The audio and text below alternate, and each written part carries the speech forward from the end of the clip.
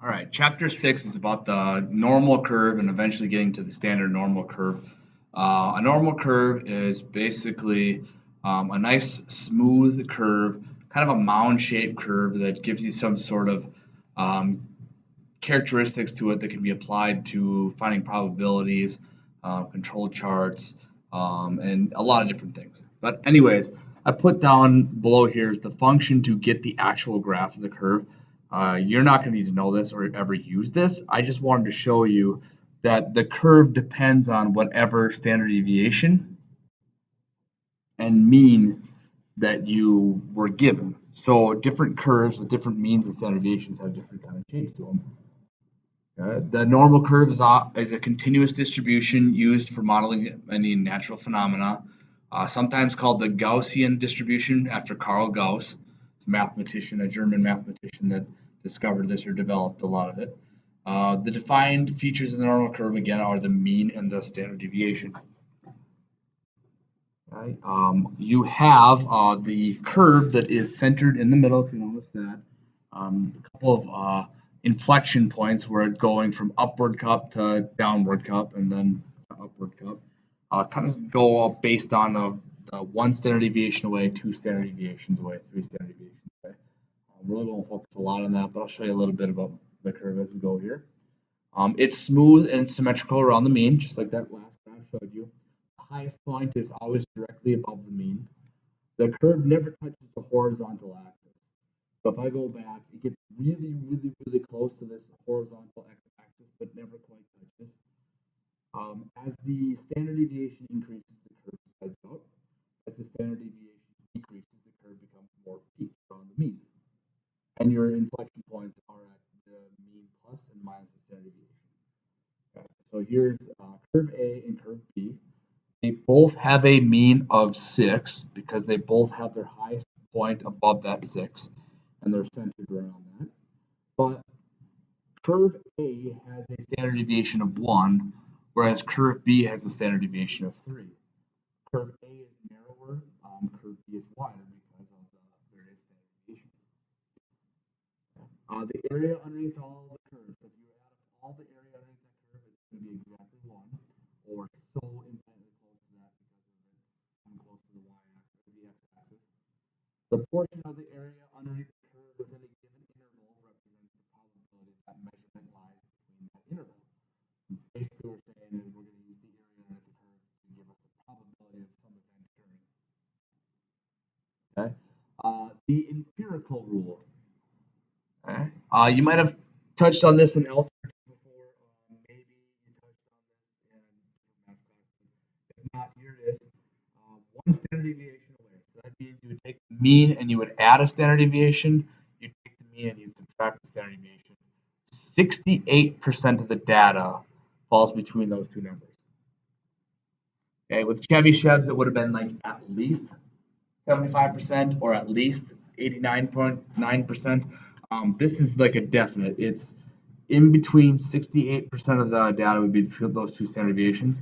If I were to split that down the middle, the mu to one standard deviation above is 34, half of 68. 34 below that is also half of 68. Two standard deviations. So if I were to subtract two standard deviations away, if I were to add two standard deviations away, that area is 95%. Or if I went 95, take away the 69, and divided that by 2, I get a 13.5 in this green sliver and 13.5 on that green sliver. Notice that it's symmetrical. Okay. 3 standard deviations away, you're getting a 99.7. So now I can go 99.7, take away the 95, divide by 2, and this yellow area here is 2.35%, and this other area is 2.35%. From the middle all the way down is 50% of the data. Same thing from the middle all the way up is 50% of the data. And again, the area of all this is going to be 100% underneath that curve. Okay, so the empirical rule and how it's applied. The life of a particular type of light bulb is normally distributed.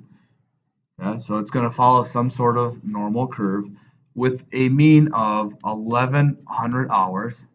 The standard deviation of that light bulb is 100 hours. What's the probability that the light bulb will last between 1200 and 1000 hours? So if I add 100 to this 1100 to get 1200, I just went from the mean plus 1 standard deviation. And to get down to 1000, I would take the mean and subtract 1 standard deviation. So 1 standard deviation away is 68%. So 68% of all of these particular light bulbs will last between those hour ranges.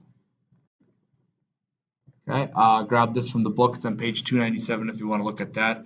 Suppose that the wheat yield per acre is normally distributed with a mean of 35. So there's your middle number of 35 and a standard deviation of 8. So if you add 8 to that, you get 43. You add 8 to that, you get 51. You subtract 8 from 35 and you get 27. Subtract another 8 from that, you get 19. What's the probability that it's going to land between these two? So I look at my empirical rule, that's 34, 13.5. So that's going to give us a probability or percentage of 47.5. So there's a 47.5% chance that the acreage will yield between 19 and 35 bushels. Okay, so control chart. It's a graph to estimate or determine the data over equal spread out spaced intervals used to determine whether a variable is under statistical control. Statistical control is a variable x, which can be described as the same probability distribution over time. So in other words, it wouldn't matter that this variable is going to follow the normal curve all the time. Whether it's now, 5 years from now, 2 months from now, and whatnot. That would mean it's under control. If it's out of control, that means it's not following that distribution. Your control chart is going to be centered around the mean and the standard deviation to give us target values or computing them from past data when a process is in control. So we went back, grabbed some old data. We're going to create the mean and standard deviation. Create a graph where the vertical axis x represents values and the horizontal axis represents time. Draw a center line at horizontal line of mu. Draw the horizontal dash lines or the control limits at 2 standard deviations away and 3 standard deviations away. Those are the only ones. We're going to skip the 1 standard deviations away. And then we're going to plot the x variables on the graph in sequential timed order. So here's the example I've got. It's a hotel room. The number of days that have gone by and the number of rooms that have been selected. So we need to find the mean and the standard deviation of these. These are the actual days used in the hotel. So go ahead, type those in your calculator, go into list 1. So I'm going stat, edit. In L1, I'm going to type in the days. Those 1, 2, 3, 4, 5, 6, 7, 8, 9, 10, 11, 12, and 15, they're just going to go on my x-axis and help me plot those points. Let's see, 25, 8, 23, 15, 26, 24, 31, 21, 27, 20, 25, 21, 27, 11, 16. Okay, run 1 bar stats. And I got a mean of 21.3 and a population standard deviation is the one I'm going to use at 6.17. So that means on the x-axis here, y-axis, I guess, I'm going to take 6.17 and I'm going to add 2 standard deviations. So plus 2 times 21.3 and get 48.77. I feel like I did something wrong. Oh, I got my mean and my standard deviation mixed up. I'm sorry. The mean is actually 21.3. And I'm going to add 2 times 6.17 for 2 standard deviations away and get 33.64. And then I'm going to subtract 2 times 6.17 from the 21.8 and get 8.96. Okay. Then I'm going to do that for 3 standard deviations, 21.3 plus 3 times 6.17.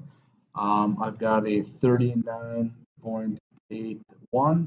And the last one, I'm actually going to take my 8.96, take away 6.17, and that gives me 2.79, which is 3 standard deviations away. Now I'm going to take, and I'm going to do the best I possibly can here. It doesn't necessarily have to be very, very accurate, but I'm going to go, and this is an ordered pair. Above the 1, I'm going to put where I think roughly 25 is. And then 2, I'm going to put the 8. And then 3, 23. Again, I'll show you, it's really about whether it's above or below the dashed lines. The stuff in between doesn't need to be too terribly exact. Okay, 4, 15, 5, I don't know, ish, 26. Okay, 6, we're at about like 24. 7, we're at 31, so pretty close to that 33. At 8, we're at 21, so just below the mean. At 9, we're up here at 27, even closer to that. See, my points over here aren't very accurate, but like I said, it's all about that dashed line, really. At number 9, we're at 27. Okay, I got that one. Number 10, we're at 20, so a little bit below. Number 11, we're at 25, so again, somewhere up there. Number 12, day number 12 is 21, just below that. Number 13, we're back at 27, and at number 14, we're at 11. Okay, and number 15, we're at roughly 16. Okay, you can connect them if you want. You don't have to. Maybe it'll help out. So I'll just go along and I'll connect those and make kind of a time series graph out of this. Okay. You're looking for these 3 qualifications. You're going to determine if this X variable, this day spent at the hotel, is out of control if you identify one point that is 3 standard deviations away from the middle. You have a run of 9 consecutive, and that's either 9 consecutive above the mean or 9 consecutive below the mean. You have at least 2 of 3. Okay, so go to 3 of those, and if 2 of the 3 are 2 standard deviations away from that central line, you're also out of control. So if I go back to this, none of those dots are 3 standard deviations away. In fact, there's only 1 dot that's 2 standard deviations away. There's no 9 consecutive values above the mean or below the mean. So we would say that this particular hotel and their number of rooms given out is in control. It would follow the normal curve now, tomorrow, later on. Okay. Now, it's not something that's set in stone. It's something that you would kind of check again and again. So here we go. On page 303, 1 through 7, 9, 10, 13, 15, this is the stuff that I need you to get done. If you don't get chapter 6, you're not going to understand a lot of 7 or 8 or even 9. So chapter 6 homework I'm going to collect from you.